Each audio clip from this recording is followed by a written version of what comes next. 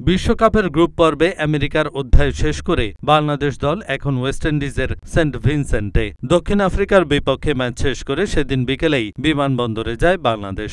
এরপর বিমানের জন্য অপেক্ষা ছিল ৫ ঘণ্টারও বেশি। সেন্ট ভিনসেন্টে যেতে সময় লেগে যায় পরের দিন। তবে যাত্রার আগেই সাকিব আল হাসান ঘটালেন বিতর্কিত এক ঘটনা।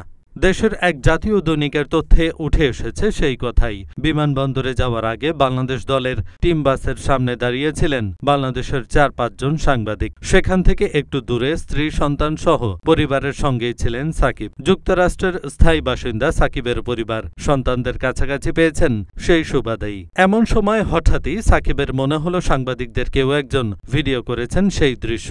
পরে ওই সাংবাদিক তা অস্বীকার করার পরও সাকিবের সন্দেহ দূর হল না। পরে সাংবাদিকের হাত থেকে মোবাইলটা নিয়ে নেন সাকিব। এরপর দূরে দাঁড়িয়ে থাকা আমেরিকার এক নিরাপত্তা কর্মীর হাতে দেন তিনি। পরে অবশ্য মোবাইল ফেরতও পান সেই সাংবাদিক।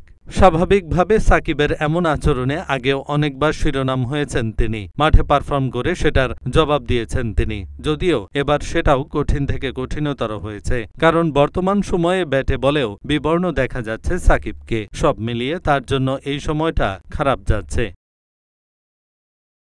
এহসানুল হক, ঢাকা পোস্ট।